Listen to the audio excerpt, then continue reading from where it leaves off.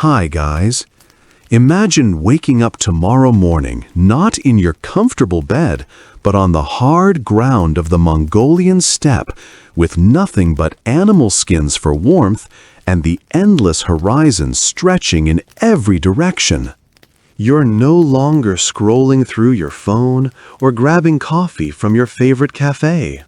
Instead, you're part of the most feared and successful military machine in human history, the Mongol Empire.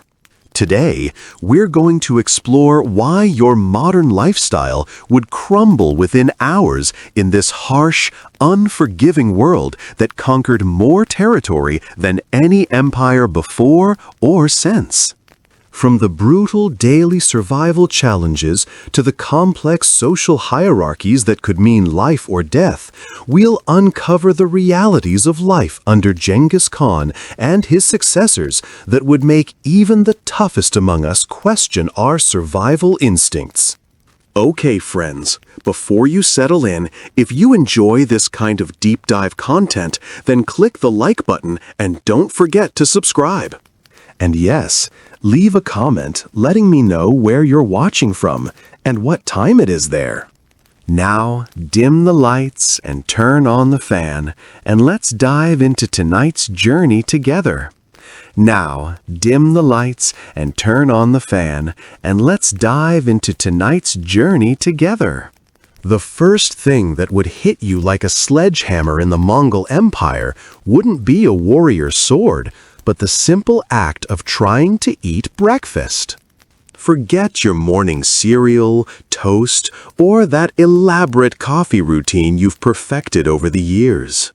In the world of the Mongols, breakfast might consist of fermented mare's milk called erog, dried mutton that's harder than leather, and, if you were lucky, some cheese made from yak milk that had been aging in a leather pouch for months. The taste alone would send most modern people running for the nearest McDonald's, except there wouldn't be one for about 800 years and several thousand miles. The process of obtaining this breakfast would be equally challenging for modern people. You wouldn't simply open a refrigerator or walk to a pantry stocked with convenient options. Instead, you'd need to wake up before dawn to milk the mares, a process that required approaching half-wild animals in the darkness while they were still sleepy and potentially aggressive. Mare's milk could only be collected at specific times and under precise conditions, and the animals had to be handled with a combination of firmness and gentleness that took years to master. One wrong move could result in a kick that would shatter bones or a bite that could tear flesh, and either injury could be fatal without modern medical care. The fermentation process that turned fresh mare's milk into erog was both an art and a science that required knowledge passed down through generations. The milk had to be mixed with starter cultures at exactly the right temperature, stirred at precise intervals using specific techniques, and stored in containers that had been prepared according to traditional methods. The fermentation process could take anywhere from hours to days depending on weather conditions, and getting it wrong could result in a product that was either ineffective as an alcoholic beverage or potentially dangerous to consume. Modern people are accustomed to buying fermented products that have been produced under controlled conditions with standardized ingredients, but Mongol families had to master this complex biochemical process using only natural materials and traditional knowledge. The dried meat that formed another staple of the Mongol diet represented weeks or months of preparation that began with the careful selection of animals for slaughter. Not just any animal could be used for making the dried meat that would sustain a family through long journeys or harsh winters. The animals had to be healthy, at the right age and condition, and slaughtered at the optimal time of year when weather conditions would allow for proper drying. The butchering process itself required skills that modern people have completely lost involving not just the ability to efficiently break down a large animal, but also the knowledge of which parts were suitable for different preservation methods and how to avoid contamination that could spoil the entire batch. The actual drying process was a complex operation that had to be timed perfectly with weather conditions and protected from insects, predators, and moisture that could ruin weeks of work. The meat had to be cut to precise thicknesses, arranged in specific patterns to ensure even drying, and monitored constantly to prevent spoilage. Too much moisture, and the meat would rot. Too little, and it would become so hard that it couldn't be eaten. The entire process required constant vigilance and expertise that took years to develop, and failure meant not just lost food, but potentially fatal hunger during times when fresh meat wasn't available. The Mongols didn't just eat differently, they ate things that would make a modern health inspector faint. Blood sausage made from horse blood, dried meat that had been carried in saddlebags for weeks without refrigeration, and kumis that could knock you flat with its alcoholic content were all standard fare. But here's the thing that would really mess with your modern sensibilities. You couldn't be picky. In a nomadic society where the next meal wasn't guaranteed, refusing food because it didn't meet your dietary preferences or looked unappetizing could literally mean starvation. The Mongols viewed food as fuel for survival, not as entertainment or comfort, and this utilitarian approach to eating would be a massive culture shock for anyone used to the abundance and variety of modern grocery stores. But let's say you somehow managed to choke down that breakfast without losing your stomach contents all over the felt carpet of your jur, which is what the Mongols called their portable homes. Now you'd face the next challenge that would separate the survivors from the casualties, getting dressed for the day. Mongol clothing wasn't about fashion statements or personal expression. It was armor against a hostile environment that could kill you in numerous creative ways. Your outfit would consist of layers upon layers of animal skins, felt, and leather, designed to keep you alive in temperatures that could swing from scorching hot during the day to bone-chilling cold at night. The construction of Mongol clothing was a sophisticated engineering challenge that required understanding of material science, human physiology, and environmental conditions that most modern people never consider. Each garment had to be designed to work as part of a layered system that could be adjusted quickly as conditions changed throughout the day. The base layer, worn directly against the skin, had to be made from materials that would wick moisture away from the body while providing insulation even when wet. This required careful selection of animal hides and processing techniques that could create materials with the right combination of properties. The middle layers had to provide insulation while allowing freedom of movement for riding, fighting, and working. This meant that each piece had to be cut and sewn with precise attention to how the human body moves, where stress points would occur, and how the garments would interact with each other during different activities. The outer layers had to be waterproof and wind-resistant, while still allowing moisture to escape, preventing the buildup of condensation that could freeze and become deadly in cold conditions. The typical Mongol outfit started with a long robe called a deel, made from sheepskin or other animal hides, that reached down to your ankles and was designed to protect you from wind, sand, and temperature extremes. The construction of a proper deel required master-level skills in leatherworking, pattern making, and sewing that took decades to develop. The hide had to be selected from animals that had been raised under specific conditions, processed using traditional tanning methods that could take months to complete, and cut according to patterns that had been refined over generations of trial and error. The deal wasn't just a simple robe. It was a complex garment with multiple functional features that served specific survival purposes. Hidden pockets and compartments provided storage for essential items that had to be kept close to the body for warmth and security. Reinforced areas at stress points prevented tearing during the rigorous activities of nomadic life. Adjustable closures allowed the garment to be modified quickly for changing conditions or different activities. The entire garment had to be designed to work with the other layers of clothing and equipment that a Mongol would wear, creating an integrated system that could mean the difference between life and death in extreme conditions. Over this, you'd wear a leather jacket that represented another level of sophisticated construction and design. This jacket had to provide protection from wind and moisture while allowing the free movement of arms and shoulders that was essential for archery, sword fighting, and horse riding.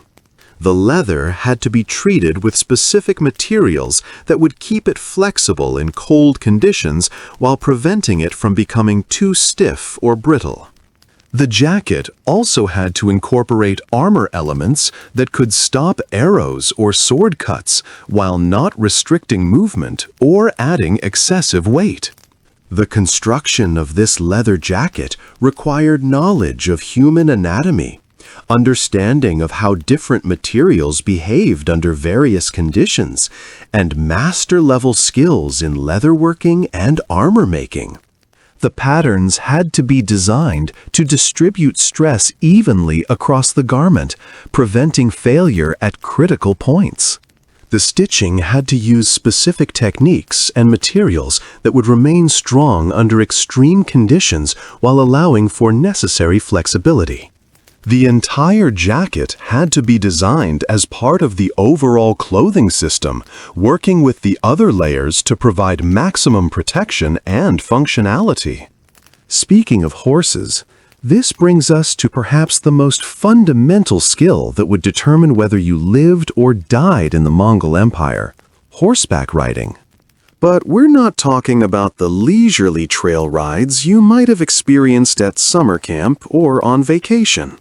Mongol horsemanship was a full contact sport that required you to become one with an animal that outweighed you by several hundred pounds and had opinions about where it wanted to go. Mongol children learned to ride before they could walk properly, and by the time they were teenagers, they could shoot arrows accurately while riding at full gallop, sleep in the saddle during long marches, and control their horses with subtle shifts in body weight while their hands were busy with weapons. The process of learning Mongol horsemanship began in early infancy, with children being placed on horses before they had developed the fear responses that would make learning more difficult later in life. This wasn't the careful, supervised instruction that modern riding students receive in controlled environments with gentle, well-trained horses. Mongol children learned on working animals that were part of the family's survival system, and they had to master basic riding skills quickly or risk serious injury or death. The physical demands of this learning process were enormous.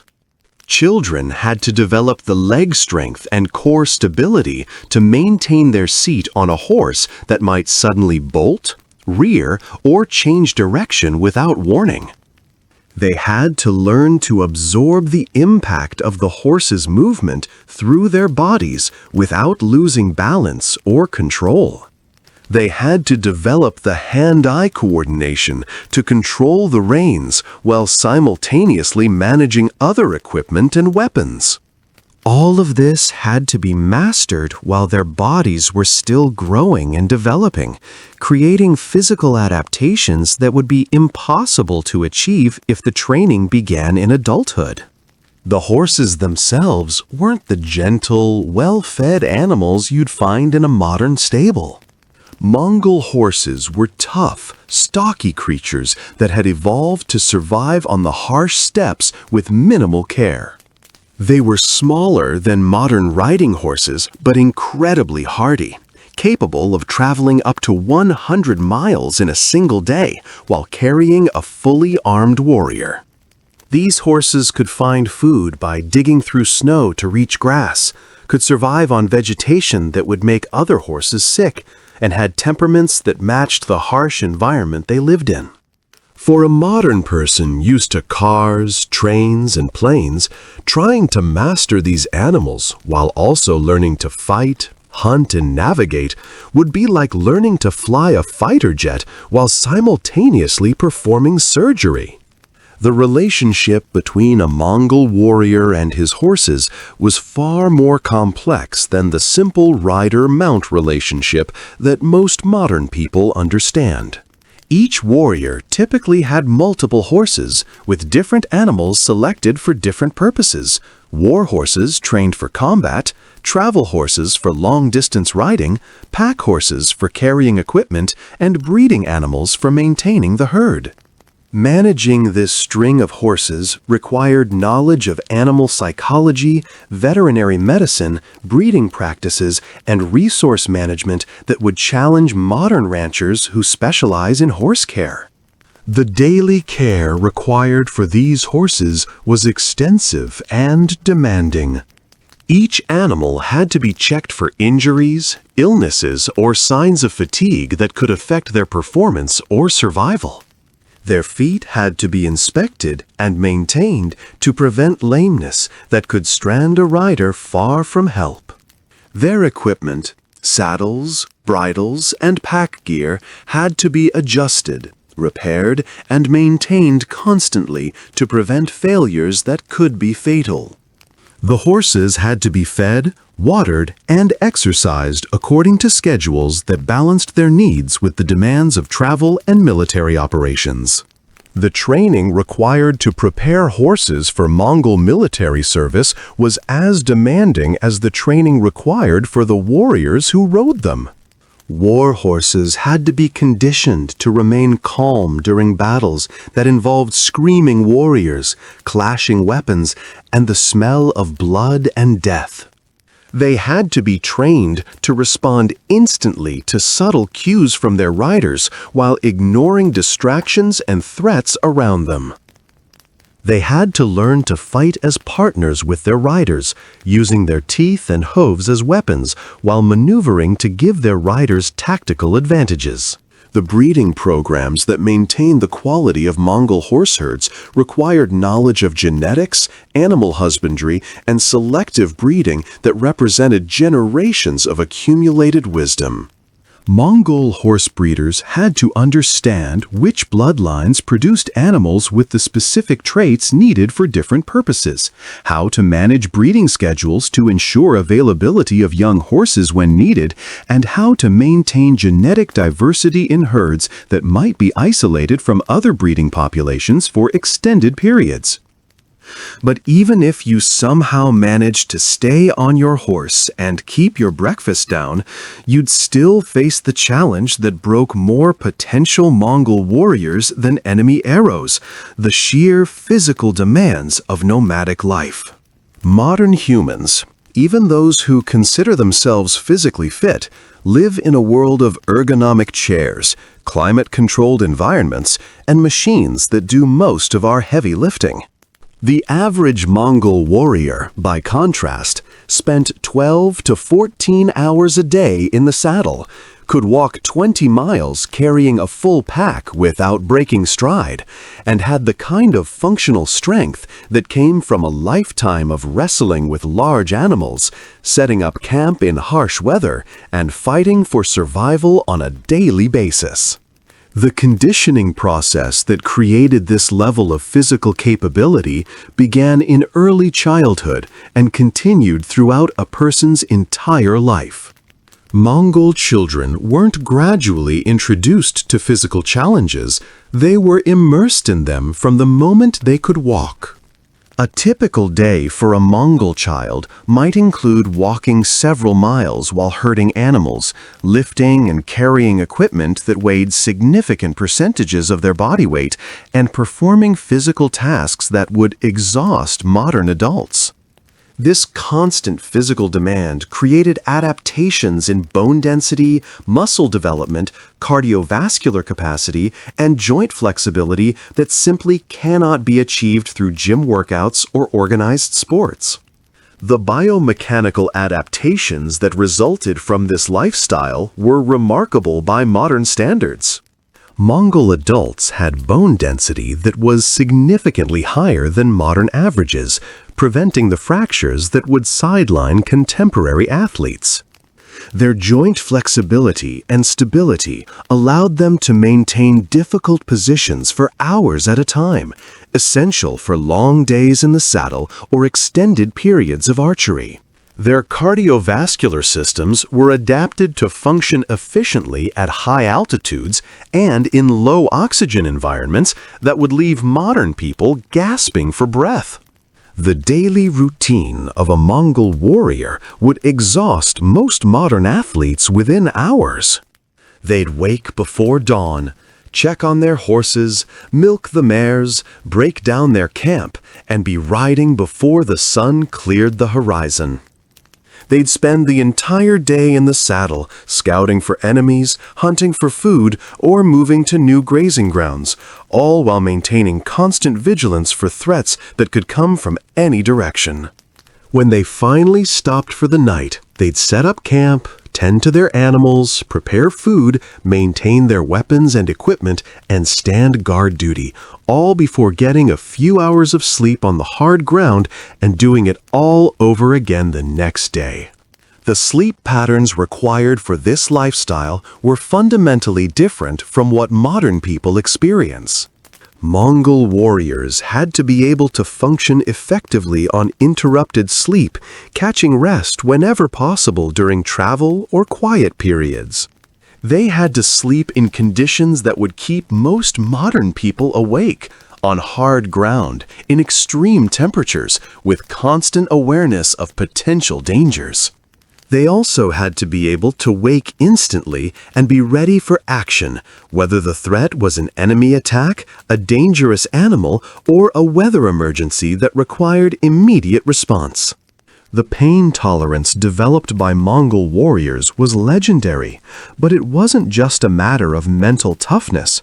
It represented physiological adaptations that allowed them to continue functioning despite injuries and discomfort that would incapacitate modern people. Their nervous systems had adapted to process pain signals differently, allowing them to distinguish between pain that indicated serious injury requiring immediate attention and pain that could be ignored while continuing necessary activities. The nutritional challenges of maintaining this level of physical performance on the limited and variable food sources available to nomadic peoples required metabolic adaptations that modern nutritionists are only beginning to understand. Mongol warriors could maintain peak physical condition while consuming diets that were high in fat and protein but very low in carbohydrates by modern standards. They could also function effectively during extended periods of food shortage, drawing on stored energy reserves and metabolic adaptations that allowed them to maintain strength and endurance even when food was scarce. The physical conditioning required for this lifestyle wasn't something you could develop in a modern gym or through weekend warrior activities. It required the kind of full-body toughness that came from years of exposure to harsh conditions, starting in early childhood. Mongol children weren't coddled or protected from discomfort. They were deliberately exposed to challenging conditions to build the resilience they'd need to survive as adults. They slept outside in all weather, walked barefoot in snow, went without food for extended periods to build tolerance for hunger, and were expected to work alongside adults from the time they could walk. The recovery and regeneration systems that allowed Mongol warriors to maintain this level of activity over decades were based on traditional practices that combined physical therapy, nutrition, and rest in ways that modern sports medicine is only beginning to appreciate. They understood how to use heat, cold, massage, and herbal treatments to accelerate recovery from physical stress and injury. They knew which foods and preparations would help restore energy and repair tissue damage. They had developed sleeping and resting techniques that maximized recovery during limited rest periods. This brings us to one of the most challenging aspects of Mongol life for modern people, the complete absence of privacy and personal space. In a nomadic society, survival depended on the group, and individualism was a luxury that could get everyone killed. Mongol families lived in close quarters inside their gurs, with multiple generations sharing a single circular space that was typically no more than 15 feet in diameter. Personal belongings were minimal and functional, and the concept of having your own room, let alone your own house, was completely foreign. The psychological adaptation required for this level of social intimacy would challenge most modern people beyond their limits. We're accustomed to having private spaces where we can retreat from social interaction, process emotions, and recharge our mental batteries. The Mongols lived in a world where every thought, emotion, and action was observable by others, creating social pressures that required constant self-monitoring and emotional regulation that modern people rarely experience.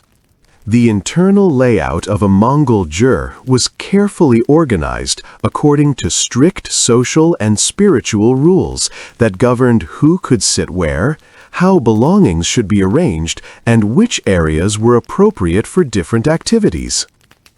Violating these spatial rules wasn't just a matter of poor etiquette.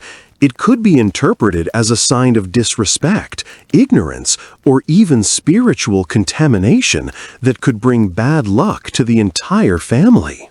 Modern people are accustomed to informal social spaces where rules are flexible and personal preferences are accommodated. But Mongol domestic life required constant attention to protocol and hierarchy. The decision-making processes within Mongol families were also radically different from modern concepts of individual autonomy and personal choice. Major decisions about travel, resource allocation, marriages, and military service were made by family and tribal leaders based on group needs rather than individual preferences. Young people didn't choose their careers, spouses, or living situations. These decisions were made by elders who considered the welfare of the entire group above the desires of any individual.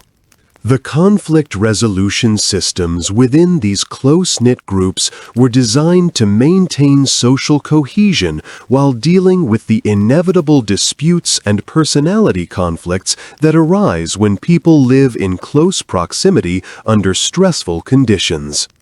These systems emphasized restoration of harmony rather than punishment of wrongdoers, but they also required individuals to subordinate their personal grievances to group stability. Modern people are accustomed to legal systems that focus on individual rights and personal justice, but Mongol social systems prioritized group survival above individual satisfaction. The social dynamics within these tight-knit groups were complex and unforgiving. Everyone had specific roles and responsibilities that were determined by age, gender, and social status, and failing to fulfill your duties didn't just affect you, it could endanger the entire group. Children were expected to help with herding animals from the time they could walk. Women managed the household and many aspects of animal husbandry, and men were responsible for hunting, warfare, and protecting the group. There was no room for people who couldn't or wouldn't contribute. And social loafing wasn't just frowned upon, it was a potential death sentence for everyone. The gender role expectations in Mongol society were more flexible than in many other medieval cultures, but they were still rigidly defined and carried serious consequences for violations. Mongol women had more freedom and authority than women in most contemporary societies. They could own property, make important decisions, and even lead military units in some circumstances. However, they were also expected to master a complex set of skills and responsibilities that would challenge modern women who are accustomed to specializing in specific career paths or life roles. Mongol women had to be expert animal handlers, capable of managing horses, cattle, sheep, and goats under all conditions. They had to be master craftspeople, able to create all the textiles, leather goods, and household items needed for nomadic life. They had to be skilled in food preparation and preservation techniques that could keep their families fed during long journeys and harsh winters. They had to be capable warriors, ready to defend their homes and families when the men were away on military campaigns. They also had to manage the complex social relationships that held tribal society together, mediating disputes, arranging marriages, and maintaining the cultural traditions that defined Mongol identity. The child-rearing practices in Mongol society were designed to produce adults who could survive in an unforgiving environment, but they would be considered harsh or even abusive by modern standards. Children were expected to contribute meaningful work to family survival from an early age, taking on responsibilities that modern society is reserved for adults. They were exposed to violence, death, and suffering as normal parts of life, rather than traumatic experiences that required therapy and counseling. They were trained to suppress emotional responses that could interfere with survival, developing psychological resilience that came at the cost of emotional sensitivity and individual expression. The concept of mental health as we understand it today simply didn't exist in Mongol society. Depression, anxiety, and other psychological issues weren't recognized as medical conditions that required treatment and understanding. If you couldn't function effectively because of mental health challenges, you were seen as weak or cursed, and weakness was something the Mongols couldn't afford. The constant stress of nomadic life, combined with regular exposure to violence, death, and hardship, created psychological pressures that would overwhelm most modern people within days. The coping mechanisms that allowed Mongols to manage these psychological pressures were integrated into their cultural and spiritual practices, rather than treated as medical interventions. They had rituals and ceremonies that helped process trauma and stress, but these were community activities rather than individual therapy. They had belief systems that provided meaning and purpose in the face of suffering, but these systems demanded acceptance and endurance rather than emotional healing or personal growth. The social support systems that helped individuals cope with psychological stress were based on group solidarity rather than professional counseling or therapeutic relationships. People who were struggling emotionally were expected to find strength through their connections to family, tribe, and spiritual beliefs, rather than through individual treatment or personal exploration. This created powerful bonds of mutual support, but it also meant that people who couldn't find healing through traditional means had few alternatives other than suffering in silence or being excluded from the community. The understanding of trauma and its effects was primitive by modern standards, but the Mongols had developed practical approaches to managing the psychological impact of violence and loss that allowed their society to function despite constant exposure to traumatic experiences. Warriors were expected to compartmentalize their emotional responses to battle, death, and injury, developing psychological barriers that allowed them to continue fighting effectively even after witnessing or experiencing horrible events. The grieving processes for dealing with death and loss were structured to serve social stability rather than individual healing. Mourning rituals were designed to honor the dead while quickly returning the living to their essential survival functions. Extended grief, or inability to resume normal activities after loss, was seen as potentially dangerous to group survival, creating pressure to process grief quickly and move forward regardless of personal emotional needs. But perhaps nothing would challenge a modern person more than the Mongol approach to violence and conflict resolution. We live in a world where physical confrontations are rare and usually brief, where violence is something we see in movies rather than experience firsthand, and where conflicts are typically resolved through discussion, negotiation, or legal processes. The Mongols lived in a world where violence was a daily reality, where personal disputes were often settled through combat, and where showing weakness could invite attack from enemies or even members of your own group. The normalization of violence in Mongol society extended far beyond military conflicts to include routine aspects of daily life that would shock modern people. Corporal punishment for children was not just accepted, but considered essential for proper development. Physical discipline for adults who violated social norms was common and expected. Animals were routinely slaughtered for food in ways that exposed everyone, including small children, to blood and death as normal parts of life. The psychological desensitization required to function in this environment began in early childhood and was reinforced throughout life. Children witnessed violence, participated in violent activities as part of their education, and were expected to develop emotional immunity to suffering and death that would allow them to function effectively as adults. This desensitization was essential for survival, but it also created psychological adaptations that would be considered pathological by modern standards. Mongol children were taught to fight from an early age, not as a sport or recreational activity, but as a survival skill that they need to use regularly throughout their lives. Wrestling, archery, and horseback combat weren't extracurricular activities, they were core curriculum for staying alive. By the time they reached adulthood, most Mongols were proficient with multiple weapons, comfortable with hand-to-hand combat, and psychologically prepared to kill when necessary. This wasn't because they were inherently more violent than modern people, but because their environment demanded these skills for survival.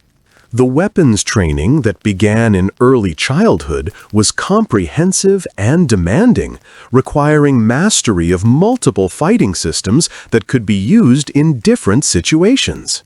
Children learned archery using scaled-down bows that gradually increased in size and power as they grew stronger. They practiced with swords, spears, and other melee weapons using training versions that were designed to teach proper technique while minimizing serious injuries during practice. They learned wrestling and hand-to-hand combat techniques that could be used when weapons weren't available or practical. The combat psychology that was essential for effective fighting was as important as physical weapon skills. Mongol warriors had to learn to enter combat mindset instantly when threatened, suppressing fear and doubt that could be fatal in life or death situations. They had to develop the mental toughness to continue fighting even when wounded, exhausted, or facing overwhelming odds. They had to learn to make split-second tactical decisions under extreme stress while maintaining awareness of multiple threats and opportunities simultaneously. The legal system in the Mongol Empire reflected this harsh reality. Justice was swift and brutal, with punishments that were designed to deter crime through fear rather than rehabilitation. Theft could result in death. Adultery was punishable by execution, and treason against the Khan was met with torture that was deliberately designed to be as horrific as possible to discourage others. There were no lengthy court proceedings, no appeals process, and no concept of innocent until proven guilty. If you were accused of a crime and couldn't prove your innocence immediately, you were likely to face consequences that would make modern prison sentences look like luxury vacations. The enforcement of Mongol law was carried out by officials who had absolute authority within their jurisdictions and were expected to maintain order through whatever means necessary. These officials weren't bound by the procedural safeguards that limit modern law enforcement. They could arrest, try, and execute criminals without oversight or review. They were also held personally responsible for maintaining order in their territories, which meant that allowing crime to go unpunished could result in their own execution. The investigation methods used in Mongol legal proceedings were primitive by modern standards, but effective within their cultural context. Physical evidence was evaluated based on traditional knowledge rather than scientific analysis. Witness testimony was weighted according to the social status and reputation of the witnesses. Confessions were often obtained through torture or threats that would be considered inadmissible in modern courts. The accused had few rights and little opportunity to present defense evidence or challenge the accusations against them. The concept of proportional punishment was foreign to the Mongol legal system, which was designed to send messages that would prevent future crimes rather than to match punishments to the severity of offenses. Minor violations of social norms could result in public humiliation that would destroy a person's reputation permanently. More serious crimes were punished with mutilation, torture, or death in ways that were deliberately designed to be memorable and deterrent. The most serious offenses against imperial authority resulted in punishments that extended to the criminal's entire family and social network. The collective responsibility principle that governed Mongol law meant that entire communities could be held accountable for the actions of individual members. If someone committed a crime and escaped justice, their family, friends, and tribal associates could face punishment in their place. This created enormous social pressure to prevent crime and to turn in criminals, but it also meant that innocent people could suffer for others' actions. Modern concepts of individual responsibility and personal accountability were subordinated to the practical needs of maintaining social order and imperial authority. The religious and spiritual aspects of Mongol life would be equally challenging for modern people to navigate. The Mongols practiced shamanism, a belief system that saw spirits and supernatural forces in everything from rocks and trees to weather patterns and animal behavior. Daily life was filled with rituals, taboos, and superstitions that had to be observed correctly to avoid bringing bad luck or supernatural punishment on the entire group.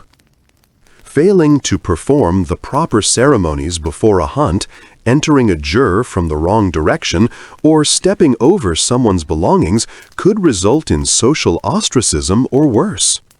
The shamanic worldview permeated every aspect of Mongol life, creating a complex web of spiritual obligations and restrictions that governed behavior in ways that modern people would find incomprehensible. Every location had spiritual significance that determined how it could be used and what activities were appropriate there. Every object had spiritual properties that affected how it could be handled, stored, or disposed of. Every action had spiritual consequences that could affect not just the actor, but their entire family and community. The ritual calendar that structured Mongol spiritual life required constant attention to ceremonial obligations that took precedence over practical considerations. Seasonal ceremonies couldn't be postponed or abbreviated because of weather, military operations, or other pressing needs. Daily rituals had to be performed correctly regardless of time constraints or competing demands. Failure to maintain proper spiritual observances was believed to cause supernatural punishment that could manifest as illness, military defeat, natural disasters, or other catastrophes. The shamanic practitioners who served as intermediaries between the human and spirit worlds held enormous power and responsibility within Mongol society. These shamans were expected to diagnose spiritual problems, communicate with supernatural forces, predict future events, and provide guidance for important decisions. Their pronouncements could determine whether military campaigns proceeded, where tribes would migrate, and how resources would be allocated. Modern people are accustomed to making decisions based on rational analysis and empirical evidence, but Mongols had to navigate a world where spiritual considerations could override practical logic. The trance states and altered consciousness experiences that were central to shamanic practice would be particularly challenging for modern people to understand or participate in. Shamanic ceremonies often involved drumming, dancing, chanting, and other activities designed to induce altered states of consciousness in both practitioners and participants. These experiences were considered essential for communication with the spirit world, but they required psychological surrender and spiritual openness that would be difficult for people trained in rational, materialistic thinking. The animal sacrifice and blood rituals that were part of many Mongol ceremonies would be deeply disturbing to modern sensibilities. These practices weren't considered cruel or primitive by Mongol standards. They were essential spiritual technologies for maintaining proper relationships with supernatural forces. The animals used in these ceremonies were treated with respect and gratitude, and their sacrifice was understood as a necessary exchange that maintained cosmic balance and ensured continued prosperity for the community.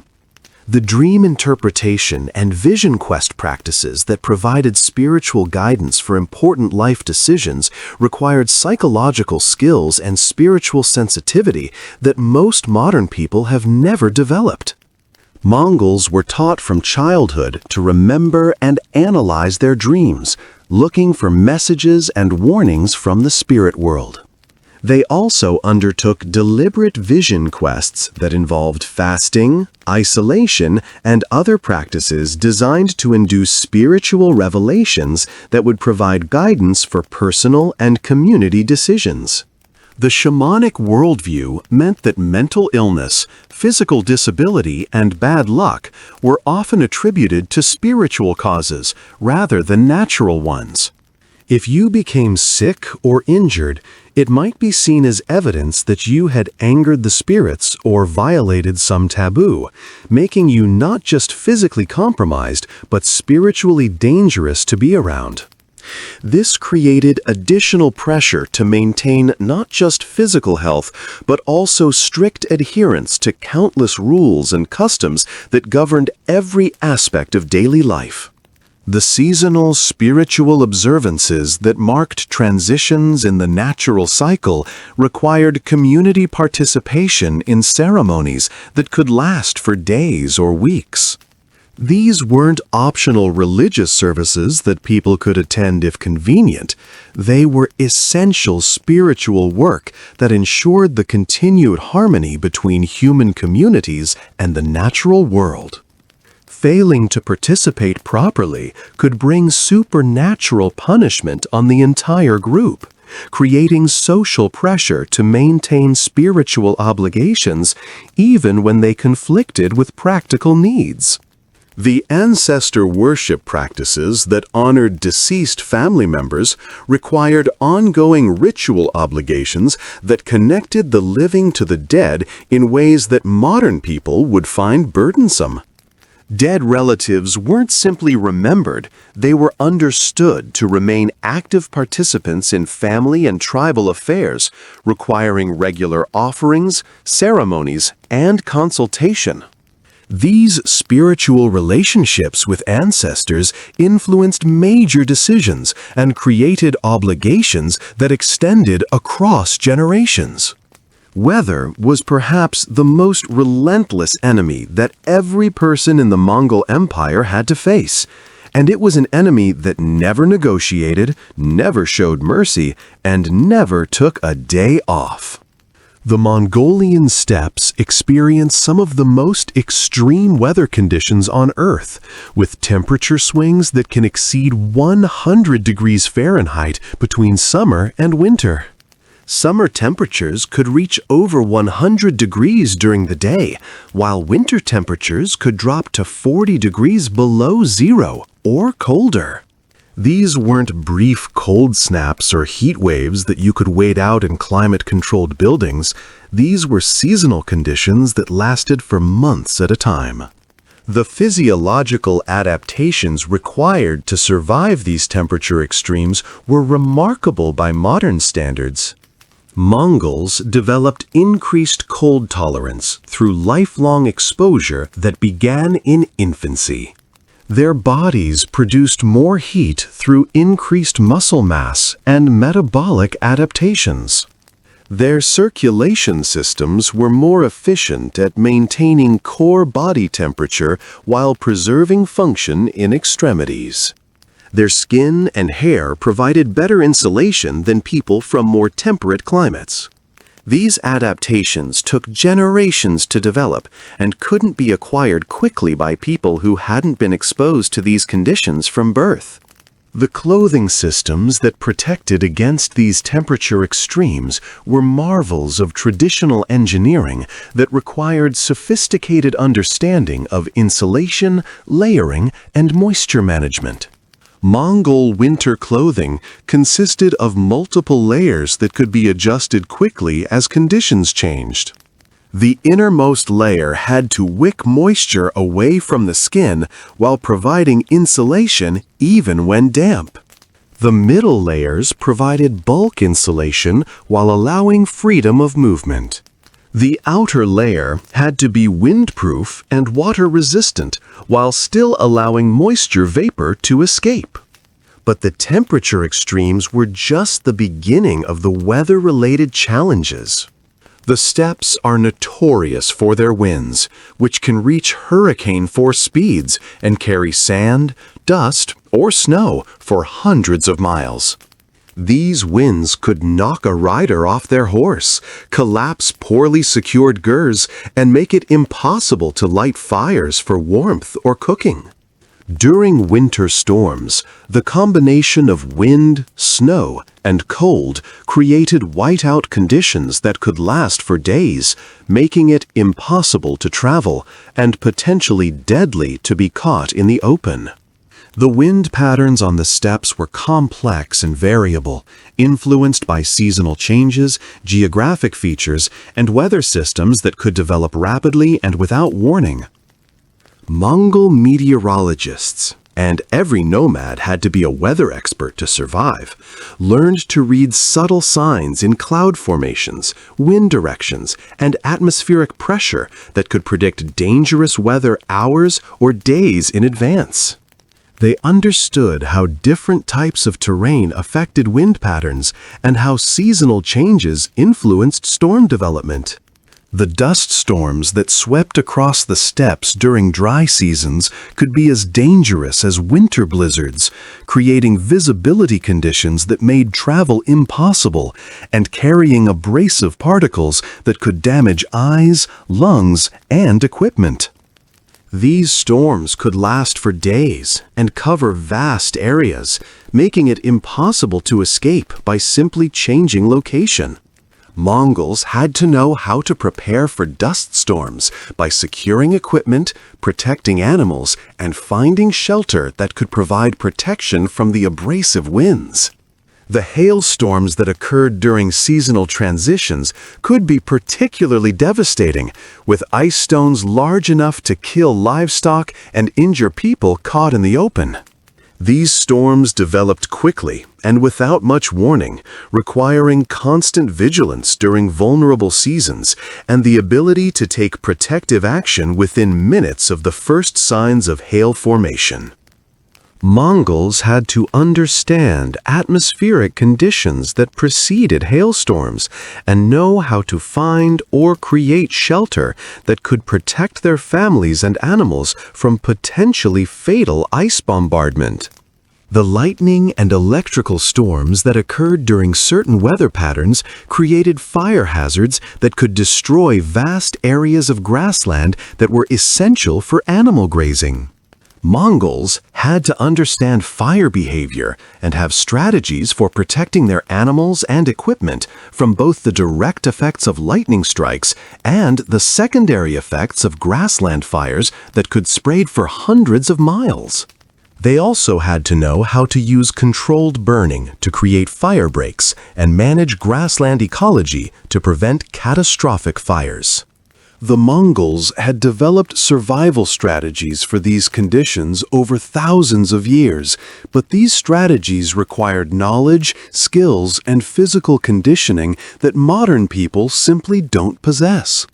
They knew how to read weather signs days in advance, could predict the severity and duration of storms based on cloud formations and wind patterns, and had developed construction techniques for their gurs that could withstand winds that would destroy modern buildings.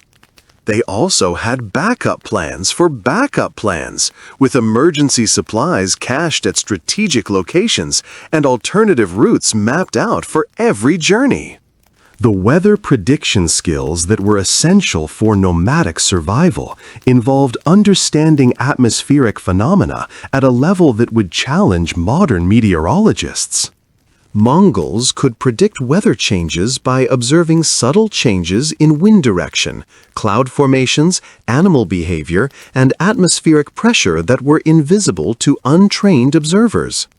They understood how seasonal patterns interacted with geographic features to create local weather conditions that could vary dramatically over short distances.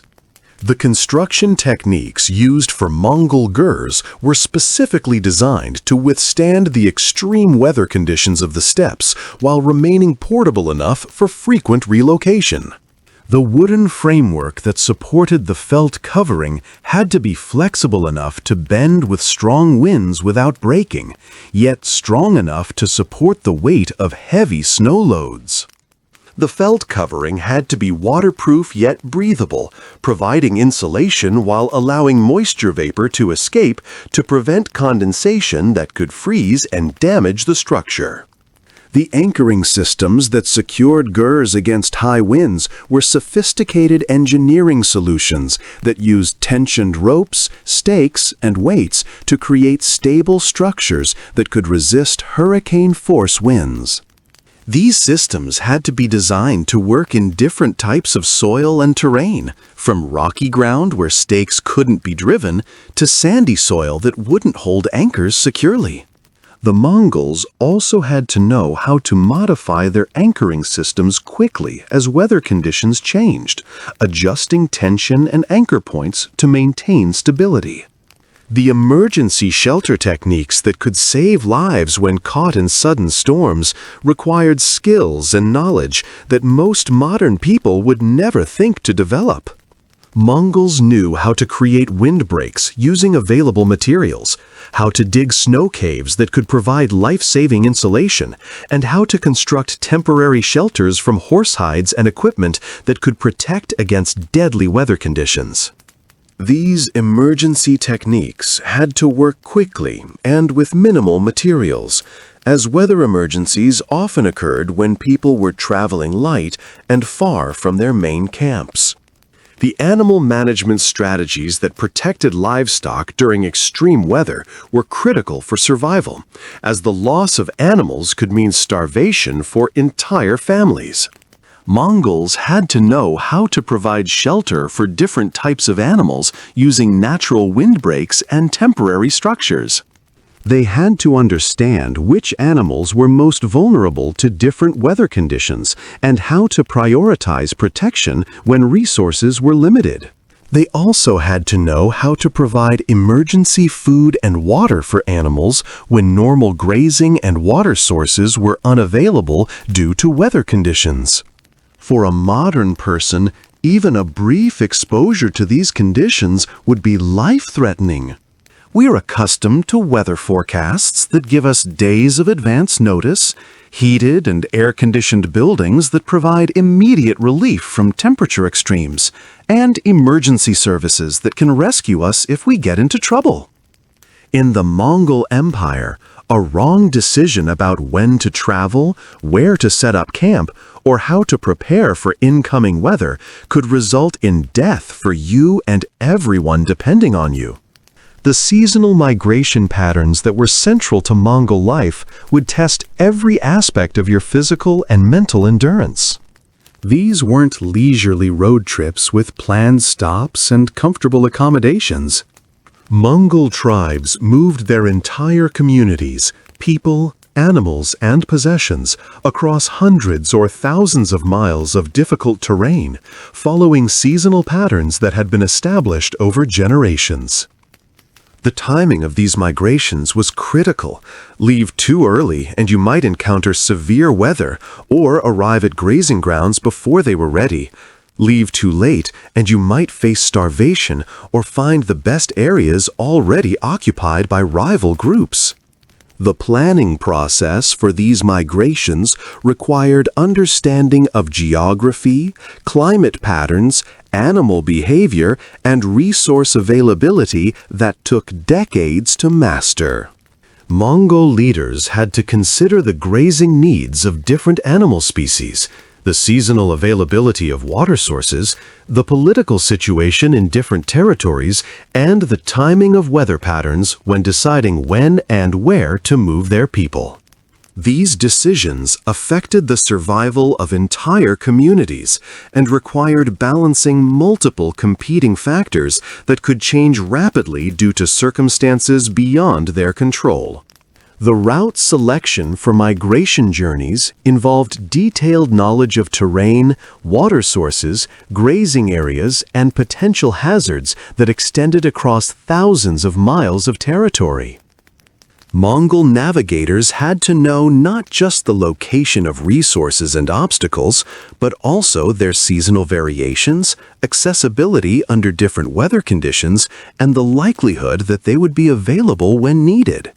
They also had to plan alternative routes in case primary paths became unavailable due to weather, enemy activity, or resource depletion. During these migrations, everyone was expected to contribute according to their abilities. Children as young as 5 or 6 were responsible for herding small animals. Elderly people who could no longer ride helped with camp duties and equipment maintenance, and everyone in between had specific roles in the complex logistics of moving an entire community across vast distances. There were no rest days, no sick days, and no accommodation for people who couldn't keep up with the pace. If you fell behind, you risked being left behind because the survival of the group took precedence over the welfare of any individual. The logistics of managing a migrating community involved coordinating the movement of hundreds or thousands of people along with their animals, equipment, and supplies. This required sophisticated planning to ensure that different groups maintained proper spacing and timing, that animals received adequate rest and feeding opportunities, and that essential supplies remained accessible throughout the journey. Modern military logistics specialists would be challenged by the complexity of moving such large numbers of people and animals across difficult terrain without modern transportation and communication systems. The leadership responsibilities during migrations were enormous, requiring individuals who could make life and death decisions quickly while managing the complex social dynamics of stressed and tired communities. Migration leaders had to balance the competing needs of different families and groups, resolve disputes that could threaten group cohesion, and maintain morale during difficult conditions. They also had to be prepared to adapt their plans rapidly when conditions changed, making decisions that could affect the survival of everyone under their leadership. The communication systems that allowed large migrating groups to coordinate their movements across vast distances relied on mounted messengers, signal fires, and other techniques that required perfect timing and execution. These communication systems had to function reliably despite weather conditions, terrain obstacles, and potential enemy interference. Failure of communication could result in groups becoming separated, missing critical resources, or walking into dangerous situations that could be fatal for entire communities. The navigation skills required for these migrations were beyond what most modern people could comprehend. The Mongols traveled across landscapes that had few permanent landmarks, using techniques that combined observation of stars, wind patterns, animal behavior, and subtle environmental cues that took decades to master. They could determine their location and direction of travel by feeling the texture of the soil, observing which side of rocks had more moss or lichen, and recognizing regional variations in plant growth that were invisible to untrained eyes. GPS, maps, and compass readings weren't available, and getting lost in the vast expanses of the steppes was often a death sentence. The celestial navigation techniques used by Mongol travelers required detailed knowledge of star positions, seasonal changes in celestial patterns, and the relationship between astronomical phenomena and geographic locations. Mongol navigators could determine their latitude by observing the height of specific stars above the horizon, and could estimate their longitude by comparing star positions with their internal chronology of travel time. They also understood how atmospheric conditions affected the visibility and apparent position of celestial objects, allowing them to navigate accurately even when weather conditions made observation difficult.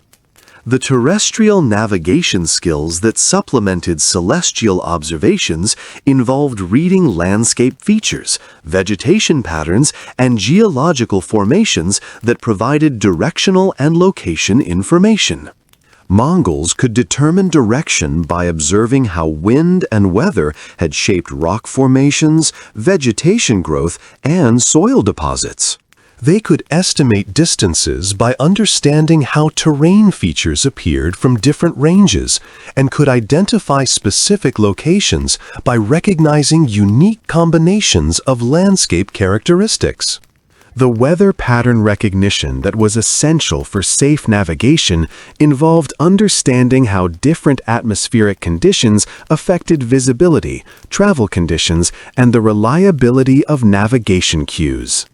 Mongol navigators had to know when weather conditions would make celestial navigation impossible and how to continue traveling safely using alternative methods. They also had to understand how weather patterns would affect the accuracy of their navigation techniques and how to compensate for conditions that could lead to navigation errors. The backup navigation systems that allowed Mongols to continue traveling when primary navigation methods were unavailable included techniques for dead reckoning using pace counting, time estimation, and direction maintenance that could keep travelers on course even during extended periods of poor visibility. These techniques required constant practice and calibration to maintain accuracy, and navigators had to understand how fatigue, terrain conditions, and weather would affect their reliability.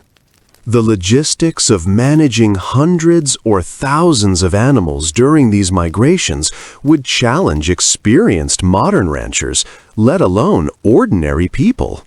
Mongol herds included horses, cattle, sheep, goats, and camels, each with different grazing needs, water requirements, and behavioral patterns.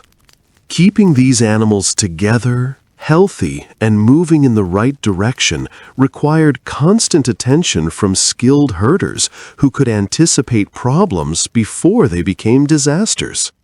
Animals would stray from the herd, fall into rivers or ravines, become sick or injured, or simply decide they didn't want to travel any further. Managing these challenges while maintaining the pace necessary to reach seasonal grazing grounds required skills that took a lifetime to develop. The animal psychology knowledge that was essential for effective herding involved understanding how different species reacted to stress, fatigue, and environmental changes. Mongol herders had to recognize early signs of illness, injury, or behavioral problems that could affect entire herds. They had to know how to use natural animal behaviors to control herd movement and how to prevent panic or stampedes that could scatter animals across vast areas where they might never be recovered. The veterinary skills required for maintaining animal health during migrations included the ability to diagnose and treat common illnesses and injuries using traditional medicines and techniques. Mongol herders had to know which plants and minerals could be used to treat different animal health problems, how to perform basic surgery and wound care, and how to prevent the spread of diseases that could devastate entire herds. They also had to understand animal nutrition and know how to supplement natural grazing when forage quality was inadequate. The breeding management that ensured the continued productivity of herds required understanding of genetics, reproduction cycles, and selective breeding that produced animals with the traits needed for nomadic life. Mongol herders had to know when and how to breed different animals to ensure that offspring would be available when needed, how to manage breeding to maintain genetic diversity, and how to select breeding stock that would produce the hardiest and most productive animals. The predator management that protected valuable livestock from wolves, bears, and other threats required understanding of predator behavior and effective techniques for deterring or eliminating threats to the herd. Mongol herders had to know how to recognize signs of predator activity, how to protect vulnerable animals during migrations, and how to coordinate with other herders to deal with predator threats that could affect multiple herds. Water management was another critical survival skill that would test modern people beyond their limits. On the steppes, water sources could be hundreds of miles apart, and knowing the location, seasonal availability, and quality of every spring, river, and oasis along your migration routes was essential for survival. The Mongols had developed sophisticated systems for carrying, storing, and rationing water that allowed them to cross vast stretches of semi-desert terrain that would kill modern travelers within days. The water location skills that were essential for nomadic survival involved understanding how geological formations, vegetation patterns, and animal behavior indicated the presence of underground water sources. Mongol water finders could locate springs and wells by observing subtle changes in plant growth, recognizing rock formations that contained aquifers and following animal trails that led to hidden water sources. They also understood seasonal patterns that affected water availability and could predict when sources would be accessible or dry. The water quality assessment techniques that protected against dangerous contamination involved understanding how to evaluate water safety using traditional methods that relied on observation, smell, taste, and understanding of environmental factors that affected water purity. Mongols had to know which water sources were safe to drink from directly, which required treatment before consumption, and which should be avoided entirely, even in desperate circumstances. But finding water was only the beginning of the challenge. The water sources available on the steppes were often contaminated with minerals, bacteria, or parasites that could cause serious illness or death. The Mongols had learned which sources were safe to drink from, which required boiling or other treatment, and which should be avoided entirely, even in desperate circumstances. They also knew techniques for purifying water using fermentation, filtration through cloth or sand, and other methods that modern people would never think to try. The water treatment techniques that made contaminated sources safe for consumption included boiling, filtration, chemical treatment using natural materials, and fermentation processes that eliminated harmful microorganisms. Mongols understood how different treatment methods affected different types of contamination and knew how to combine multiple techniques when dealing with severely contaminated water sources. They also knew how to improvise treatment systems using available materials when standard equipment wasn't available. The water storage systems that allowed nomadic communities to carry adequate water supplies during long migrations between sources included containers, preservation techniques, and rationing systems that maximized the utility of limited water supplies. Mongol water storage containers were designed to minimize evaporation and contamination while remaining portable and durable during difficult travel conditions.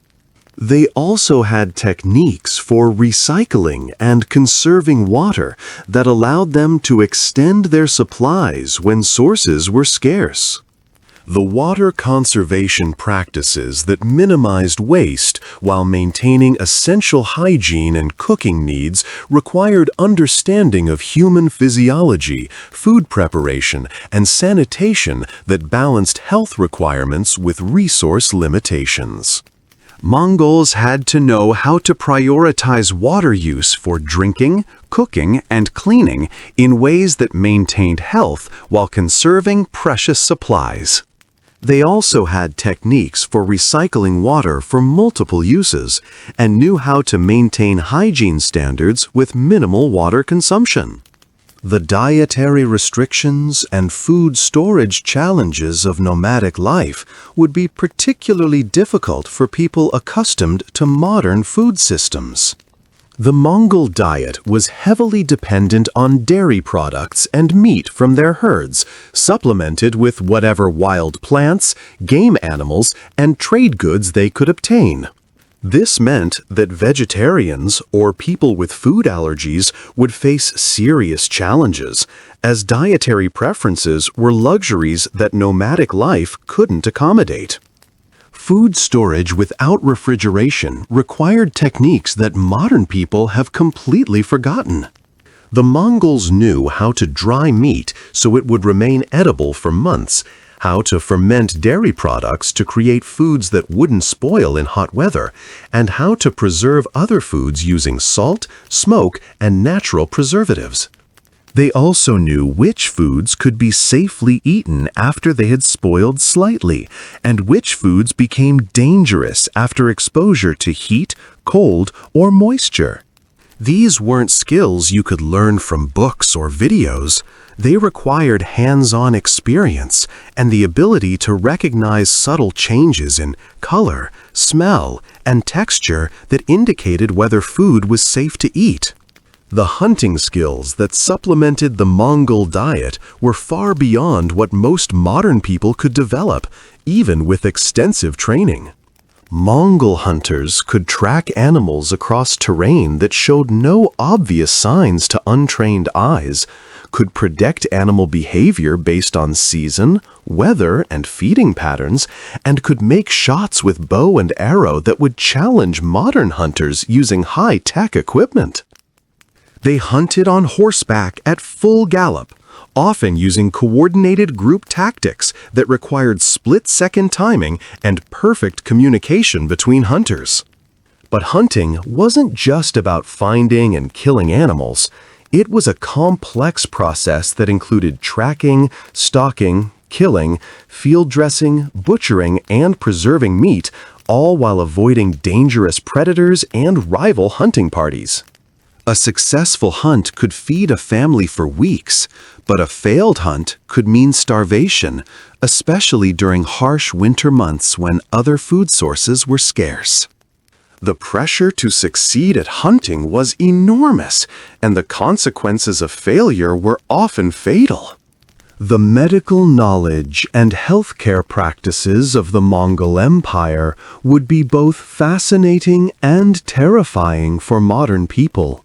Without access to modern medicine, hospitals, or even basic sanitation, the Mongols had developed a sophisticated understanding of herbal medicine, wound treatment, and battlefield surgery that kept their armies functioning despite horrific casualty rates.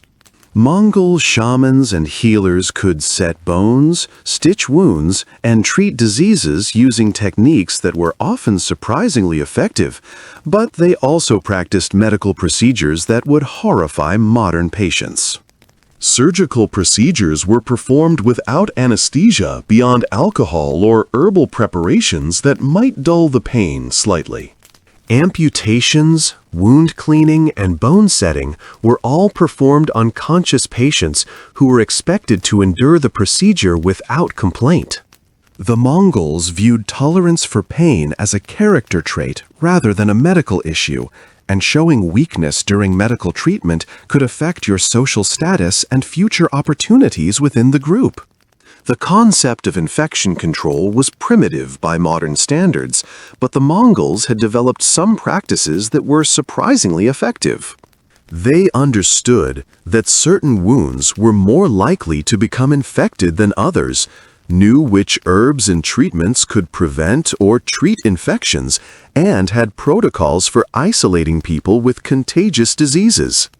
However, they also practiced medical procedures that would guarantee infection by modern standards, and the mortality rate from what we would consider minor injuries or illnesses was astronomically high. Mental toughness was perhaps the most important survival trait in the Mongol Empire, and it's something that modern life actively discourages. We live in a world where comfort is the norm, where most problems can be solved by calling a professional or buying a solution, and where personal resilience is rarely tested by life-threatening situations. The Mongols lived in a world where mental weakness could mean death not just for you, but for everyone depending on you, and they developed psychological conditioning that would be considered extreme by modern standards. Mongol children were deliberately exposed to hardship, discomfort, and fear as part of their normal development. They were expected to endure hunger, cold, physical pain, and emotional stress without complaint, and children who couldn't develop this mental toughness were unlikely to survive to adulthood. This wasn't cruelty for its own sake. It was practical preparation for a life where physical and emotional resilience would be tested daily by conditions that could kill the unprepared. The social pressure to maintain emotional control was enormous. Showing fear, Weakness or excessive emotion could undermine group morale and cohesion, which could have fatal consequences during military campaigns or survival situations. Warriors were expected to face death without flinching, to endure torture without revealing information, and to continue fighting even when seriously wounded. Women were expected to maintain household and family stability even during the most stressful circumstances, including enemy attacks, natural disasters, and the death of family members. The communication skills required for survival in the Mongol Empire went far beyond speaking the local language. The Mongols were a diverse empire that included dozens of different ethnic groups, languages, and cultural traditions, and successful individuals needed to navigate this complexity without causing offense or misunderstanding that could lead to violence. They also needed to understand subtle social cues, hierarchical relationships, and cultural taboos that varied from group to group.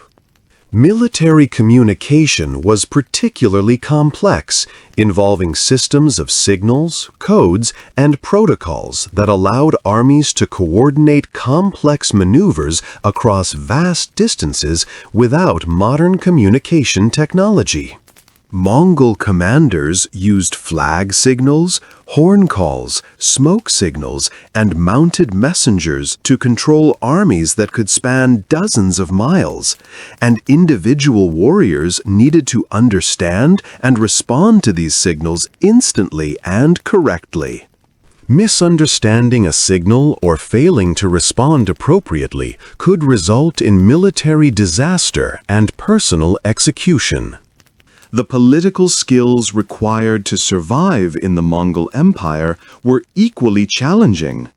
The Mongol social hierarchy was complex and fluid, with opportunities for advancement based on merit, military success, and political acumen, but also with severe consequences for political mistakes.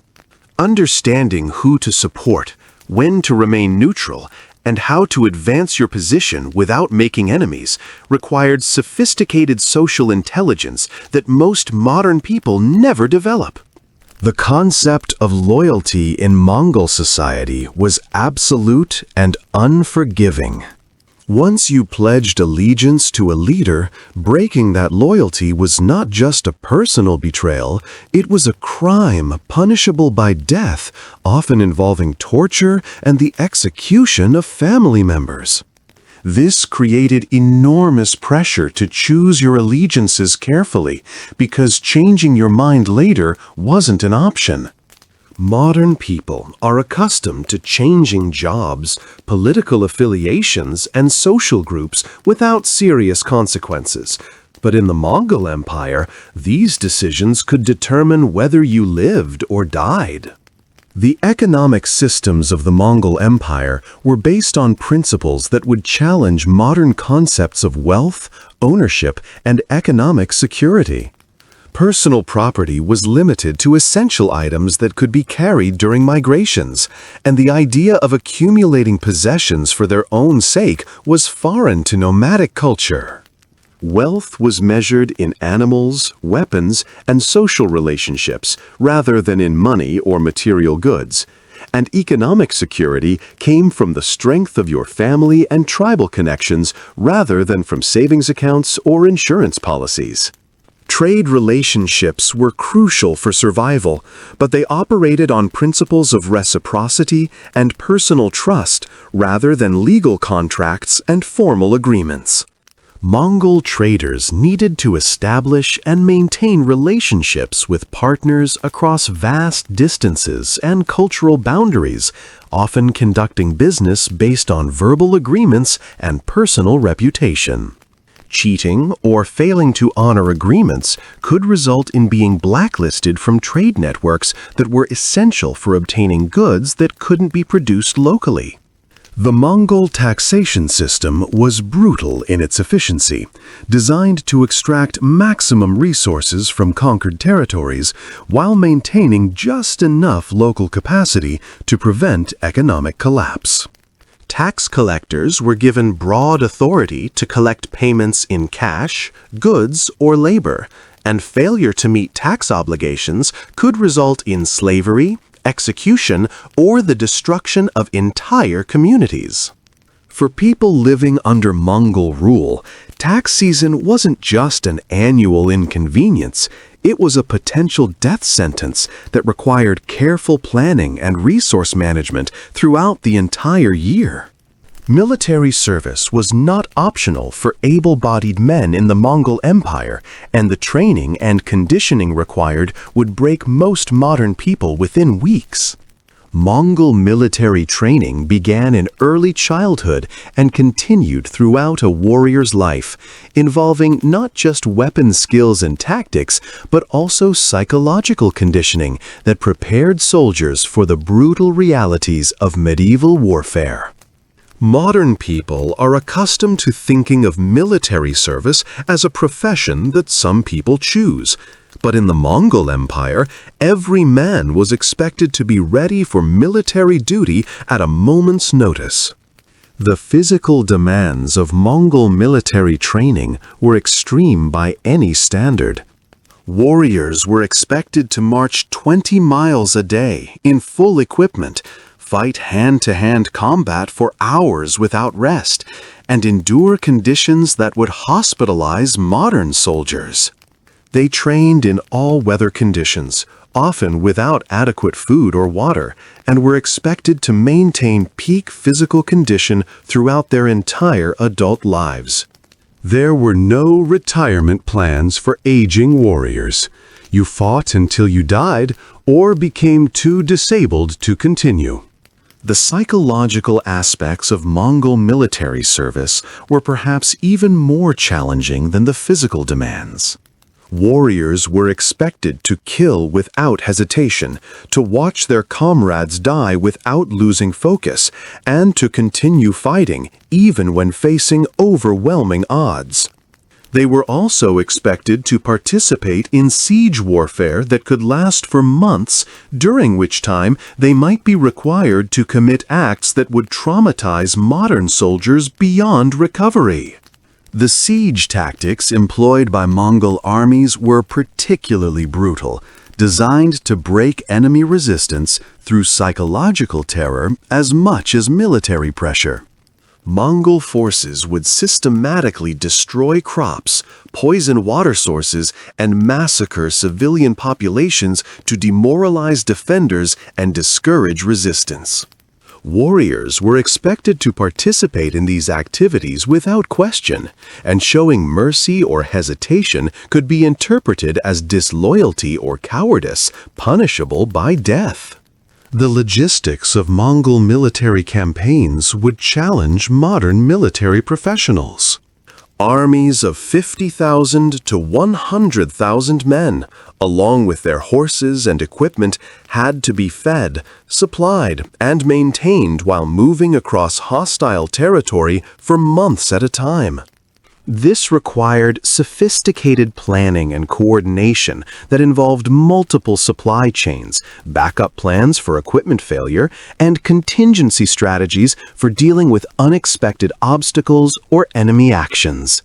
Individual warriors were responsible for maintaining their own equipment, including weapons, armor, and horses, while participating in demanding military campaigns. This meant that in addition to fighting, marching, and following orders, each warrior also had to function as a blacksmith, veterinarian, leatherworker, and logistics specialist. Modern soldiers have support staff to handle equipment maintenance and supply issues, but Mongol warriors had to be completely self-sufficient. The intelligence gathering and reconnaissance skills required for Mongol military operations were far beyond what most modern people could develop. Scout units had to travel hundreds of miles ahead of the main army, gathering information about enemy positions, terrain conditions, weather patterns, and local resources while avoiding detection by hostile forces.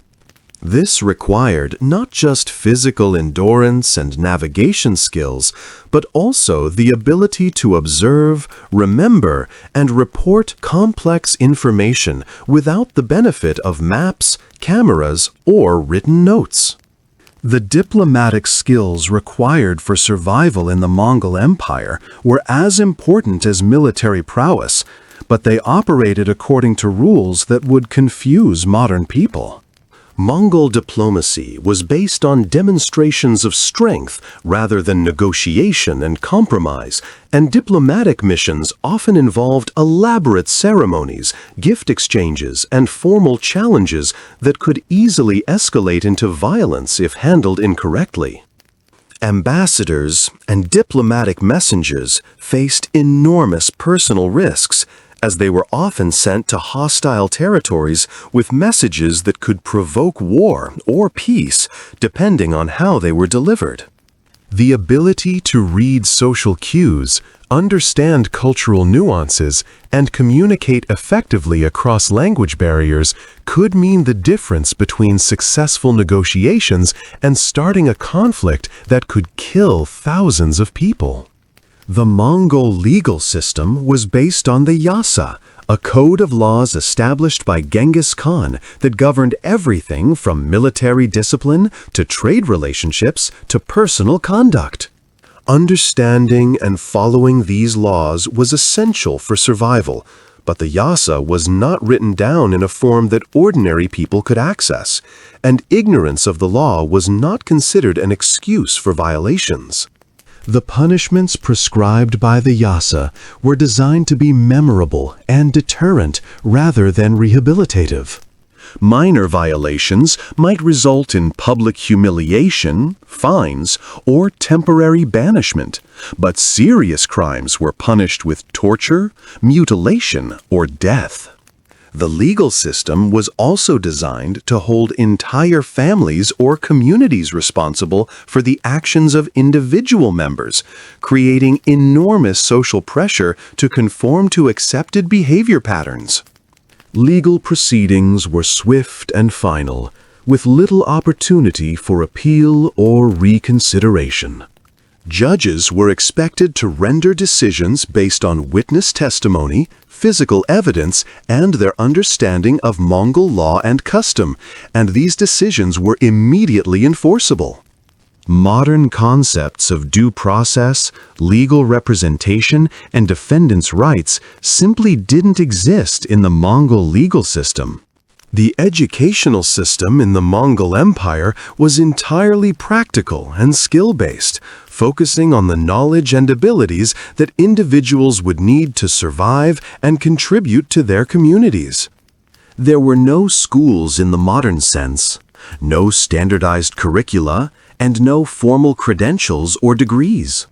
Children learned by observing and participating in adult activities, and their education was complete when they could perform all the tasks required of adults in their social position. The knowledge that children were expected to master included animal husbandry, riding and fighting skills, navigation and survival techniques, social customs and religious practices, and basic crafts like leatherworking, metalworking, and textile production. This education began in early childhood and continued throughout adolescence, with each child expected to achieve competency in all areas necessary for their gender and social status. The teaching methods used in Mongol education would be considered harsh by modern standards. Children who failed to learn quickly or correctly faced physical punishment, social ostracism, or exclusion from activities that could affect their future opportunities. There was no accommodation for different learning styles, no recognition of learning disabilities, and no alternative paths for children who struggled with traditional educational expectations.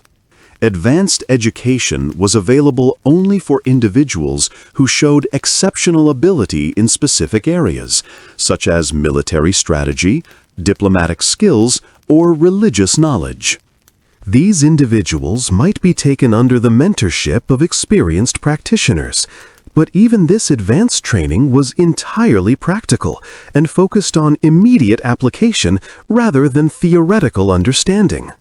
The religious and spiritual practices of the Mongol Empire would be particularly challenging for modern people to navigate, as they permeated every aspect of daily life and involved complex systems of taboos, rituals, and obligations that had to be observed correctly to maintain social standing and spiritual protection. Mongol shamanism involved direct communication with spirits and supernatural forces that were believed to influence everything from weather patterns to military success to personal health. Shamanic rituals often involved practices that would seem bizarre or disturbing to modern people, including animal sacrifice, trance states induced by drumming and dancing, and communication with the spirits of dead ancestors.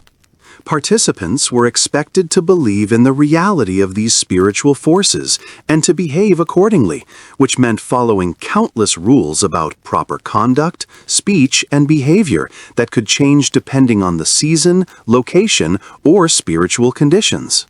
The role of dreams and visions in Mongol spiritual life was particularly important, as these were believed to provide guidance and warnings from the spirit world. Individuals were expected to remember and interpret their dreams correctly, and failing to heed spiritual warnings received through dreams could have serious consequences for both the individual and their community. The medical and healing practices associated with Mongol shamanism involved techniques that would be considered dangerous or ineffective by modern medical standards, but which were the only healthcare options available to most people in the empire. Shamanic healers used combinations of herbal medicine, energy manipulation, spiritual intervention, and psychological counseling to treat illnesses and injuries, and patients were expected to have faith in these treatments even when they involved procedures that were painful or frightening. The seasonal ceremonies and festivals that marked important transitions in the Mongol calendar required community participation and involved elaborate preparations that could take weeks to complete properly. These ceremonies were not optional social events. They were essential spiritual practices that were believed to ensure the continued prosperity and protection of the community, and failing to participate properly could bring bad luck or spiritual punishment on everyone. The burial and funeral practices of the Mongols reflected their beliefs about death and the afterlife, but they also served practical purposes in a nomadic society where traditional burial methods were not always possible. Mongol funeral practices varied depending on the social status of the deceased, the season and location of death, and the spiritual circumstances surrounding the death, but they all involved complex rituals that had to be performed correctly to ensure the safe passage of the dead person's spirit to the afterlife. The concept of environmental stewardship in the Mongol Empire was based on spiritual beliefs about the relationship between humans and the natural world, but it also involved practical considerations about resource management that were essential for the survival of nomadic communities. The Mongols believed that the land, water, plants, and animals were inhabited by spirits that had to be respected and appeased through proper behavior and ritual practices. This spiritual relationship with the environment led to conservation practices that were surprisingly sophisticated, including seasonal restrictions on hunting and grazing, protocols for sharing water sources, and taboos against wasting natural resources. Violating these environmental taboos was believed to bring supernatural punishment, but it also had practical consequences, as overuse of resources could lead to environmental degradation that would affect the entire community. The Mongol understanding of weather and seasonal patterns was based on generations of careful observation combined with spiritual beliefs about the supernatural forces that controlled natural phenomena. This knowledge was essential for survival, as making incorrect decisions about when to migrate, where to set up camp, or how to prepare for seasonal changes could have fatal consequences for entire communities. The astronomical knowledge possessed by Mongol navigators and religious leaders was remarkably sophisticated, involving the ability to predict eclipses, seasonal changes, and weather patterns based on the positions of stars and planets. This knowledge was closely guarded and passed down through specific family lines or religious orders, as it was considered both spiritually powerful and practically essential for the survival of the empire. The construction techniques used for Mongol gurs and other structures were based on centuries of experimentation and refinement, designed to create portable buildings that could withstand extreme weather conditions while being lightweight enough to transport during frequent migrations. These construction techniques required specialized knowledge of materials, engineering principles, and environmental factors that took years to master.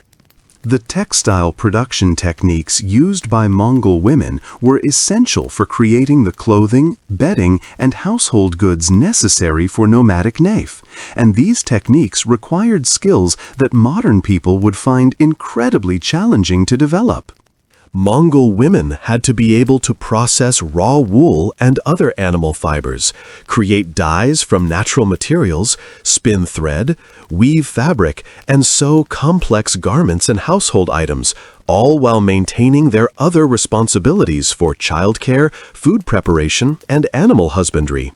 The leather-working skills required by both men and women in the Mongol Empire were far beyond what most modern people could imagine mastering. Every aspect of nomadic life depended on leather goods, from the harnesses and saddles that controlled their horses to the containers that held their water and the boots that protected their feet. Mongol leatherworkers had to be able to select the right type of hide for each purpose, process raw skins using techniques that involved brain tanning, smoking, and chemical treatments made from natural materials, and then craft these materials into complex items that had to function reliably in extreme conditions. The process of creating a single leather item, such as a water container or a piece of armor, could take weeks or months and required knowledge of animal anatomy, chemistry, and engineering that modern craftspeople spend years learning. Mongol artisans had to master these skills while also fulfilling their other survival responsibilities, and the quality of their work could literally mean the difference between life and death for their families and communities. Metalworking was another essential skill that would challenge modern people beyond their capabilities. Mongol blacksmiths and weapon makers had to be able to locate iron ore, create furnaces and forges using only natural materials, smelt metal using wood or charcoal fires, and then forge complex items like weapons, tools, and horse hardware using techniques that required both physical strength and artistic precision. They had to accomplish all of this while traveling constantly, often setting up temporary forges in harsh weather conditions and working with limited supplies of raw materials. The weapons created by Mongol metalworkers were not just functional tools, they were precision instruments that could mean the difference between victory and death in combat. Mongol composite bows were among the most sophisticated weapons ever created, involving multiple types of wood, bone, sinew, and adhesives that had to be combined in precise proportions and allowed to cure for months or years before they were ready for use. The arrows used with these bows required equally precise craftsmanship, with each arrow having to be perfectly balanced and weighted for accuracy at long distances. Mongol swords, spears, and other weapons required metallurgical knowledge that included understanding different types of steel, heat treatment processes, and tempering techniques that could create blades that were both flexible enough to absorb impact and hard enough to maintain a sharp edge through extended combat. Modern people are accustomed to buying tools and weapons that are mass-produced using industrial processes, but Mongol warriors had to create and maintain their own weapons using only hand tools and techniques passed down through generations. The mathematical and engineering knowledge required for Mongol siege warfare would challenge modern engineers and military specialists. Mongol armies were famous for their ability to capture fortified cities using siege engines, tunneling operations, and hydraulic engineering that required sophisticated understanding of physics, mathematics, and construction techniques. These siege operations often took months to complete and required precise calculations of angles, weights, distances, and structural forces that had to be performed without modern measuring instruments or calculation tools. The construction of siege engines like catapults, trebuchets, and battering rams required teams of specialists who understood leverage, counterweights, structural engineering, and projectile physics. These machines had to be built quickly using materials available near the siege site, and they had to function reliably under combat conditions where a mechanical failure could mean the difference between victory and defeat. The tunneling operations used to undermine city walls required knowledge of soil mechanics, structural engineering, and excavation techniques that allowed Mongol engineers to dig extensive tunnel systems without causing premature collapses that would kill the workers or alert the defenders. These tunnels had to be precisely located and timed to bring down specific sections of walls at exactly the right moment in the overall attack plan. The logistics of managing siege operations involved coordinating the activities of thousands of soldiers, engineers, and support personnel over periods that could last for months, all while maintaining supply lines, managing casualties, and preparing for potential relief attacks by enemy forces.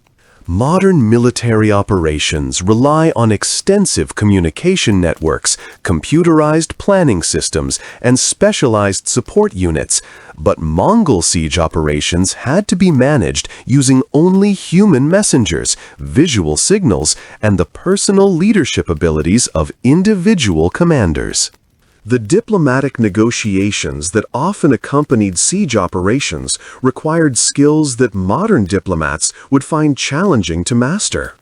Mongol commanders had to be able to communicate with enemy leaders across language and cultural barriers, understand the political and religious motivations of their opponents, and craft surrender terms that would be acceptable to both sides while maintaining their own strategic objectives. The psychological warfare tactics used by Mongol armies were designed to break enemy morale and encourage surrender without prolonged fighting, but these tactics often involved demonstrations of brutality that would be considered war crimes by modern standards. Mongol commanders had to understand the psychological impact of their actions on both enemy forces and their own troops, and they had to balance the strategic benefits of terror tactics against the potential long-term consequences for maintaining control over conquered territories. The administrative systems required to govern the vast Mongol Empire would challenge modern government officials and business managers. The empire, at its peak, controlled territory stretching from Eastern Europe to the Pacific Ocean, encompassing dozens of different cultures, languages, and economic systems that had to be integrated into a functioning administrative structure. This required communication systems, record-keeping methods, and management techniques that could coordinate activities across distances that took months to travel. The Mongol postal system, known as the Yam, was one of the most sophisticated communication networks ever created, involving thousands of relay stations, tens of thousands of horses, and complex logistics for maintaining service across hostile territory and extreme weather conditions. Managing this system required administrators who could coordinate personnel, supplies, and security across vast distances while maintaining the speed and reliability that made the system effective for military and governmental communications. The tax collection systems used throughout the Mongol Empire required administrators who could assess the economic capacity of diverse communities, negotiate payment schedules that communities could meet without complete economic collapse, and enforce collection policies that maintained imperial revenue while avoiding rebellions that would be more costly than the taxes themselves. These administrators had to understand local economic conditions, cultural sensitivities, and political dynamics while representing imperial authority that brooked no compromise on fundamental obligations. The legal systems that governed different parts of the Mongol Empire had to balance imperial law with local customs and traditions, creating hybrid legal frameworks that maintained social order while respecting cultural diversity. Mongol legal administrators had to understand multiple legal traditions, mediate disputes between communities with different cultural backgrounds, and enforce imperial law in situations where local customs conflicted with Mongol practices. The military administrative systems required to maintain armies of unprecedented size and complexity would challenge modern military planners and logistics specialists. Mongol armies included not just combat troops, but also engineers, medical personnel, intelligence specialists, and support staff who had to be organized, equipped, supplied, and coordinated across multiple theaters of operation simultaneously. The intelligence gathering and analysis capabilities of the Mongol Empire were remarkably sophisticated, involving networks of spies, informants, and reconnaissance specialists who provided detailed information about enemy capabilities, political developments, and economic conditions throughout the known world. Managing these intelligence networks required skills in recruitment, training, communication security, and information analysis that would be familiar to modern intelligence professionals. The trade networks that connected the Mongol Empire to the rest of the world required administrators who could manage commercial relationships across cultural and religious boundaries, negotiate trade agreements that benefited all parties, and resolve disputes that could affect commerce across thousands of miles of trade routes. These administrators had to understand multiple currencies, legal systems, and commercial practices while maintaining the stability and security that made long-distance trade possible. The cultural integration policies used throughout the Mongol Empire represented a unique approach to managing diversity that allowed conquered peoples to maintain their local traditions while accepting Mongol political authority. Implementing these policies required administrators who could distinguish between cultural practices that were harmless expressions of local identity and practices that represented potential threats to imperial stability. The religious tolerance policies of the Mongol Empire were remarkable for their time, allowing subject peoples to maintain their traditional religious practices while requiring political loyalty to Mongol authority. Managing these policies required administrators who could navigate complex theological and political issues, mediate disputes between different religious communities, and distinguish between religious activities and political resistance.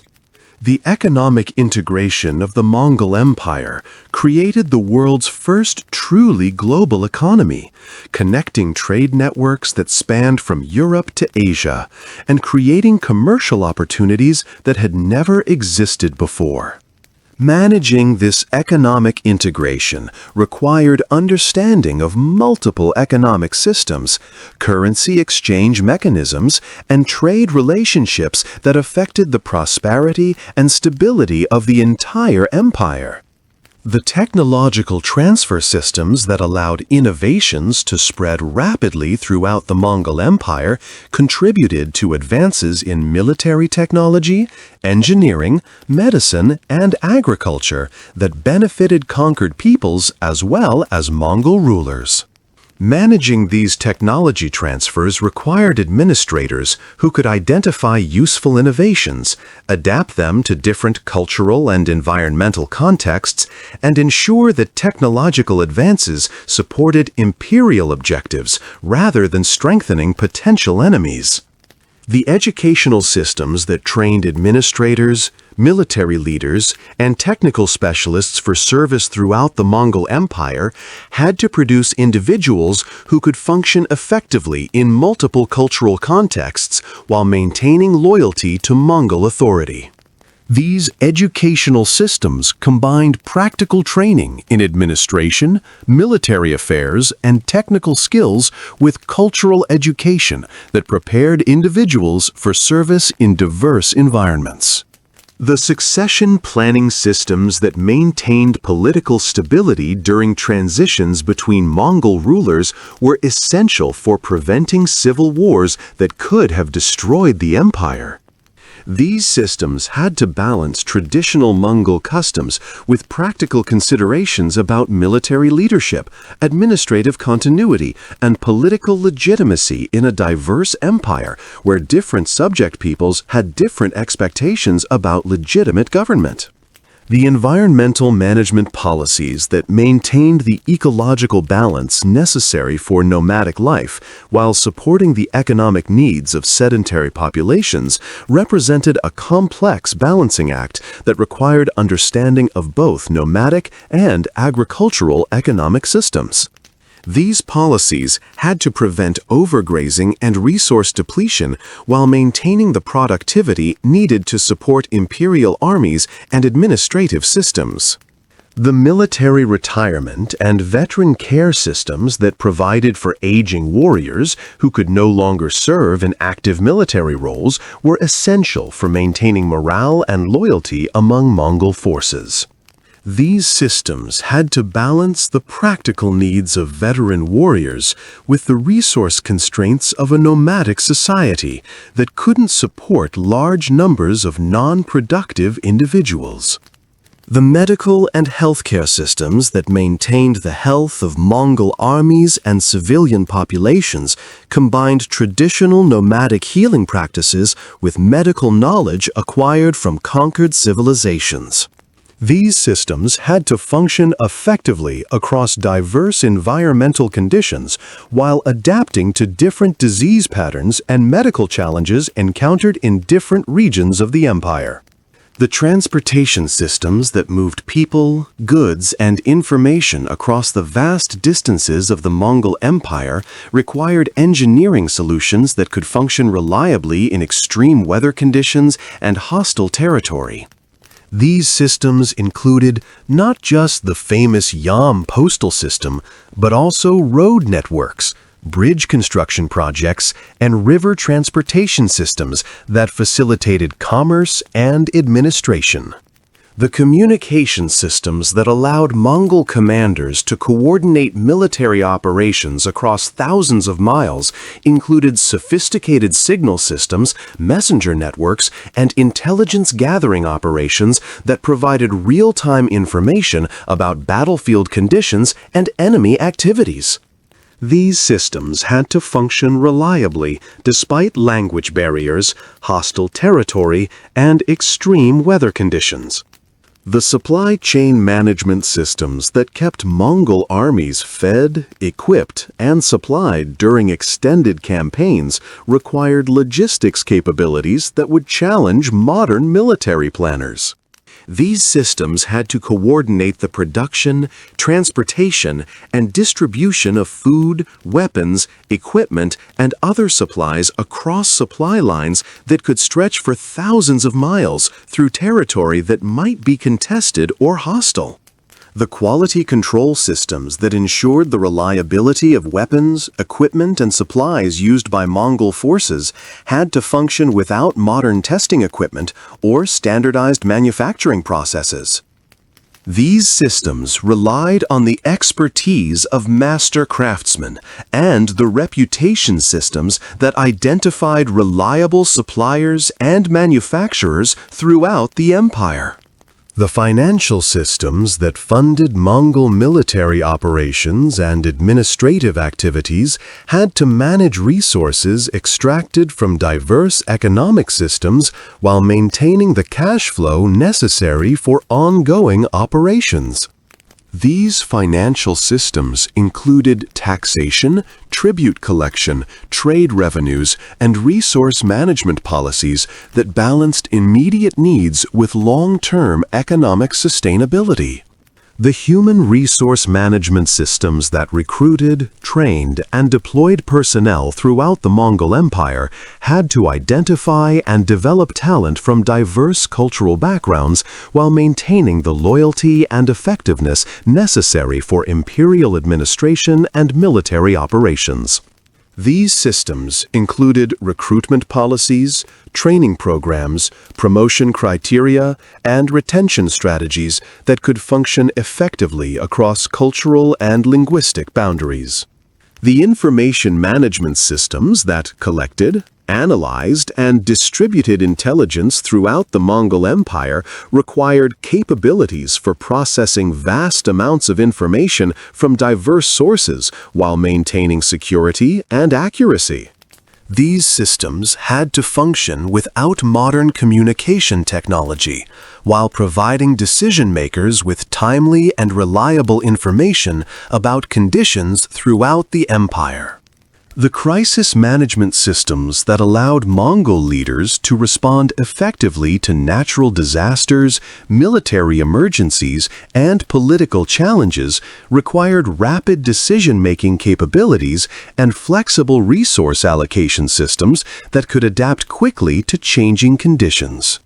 These systems had to function effectively despite communication delays and resource constraints that would challenge modern emergency management professionals. As we reach the end of our journey through the harsh realities of life in the Mongol Empire, it becomes clear that the modern world has created a level of comfort and security that would have been unimaginable to the people who lived through one of history's most challenging periods.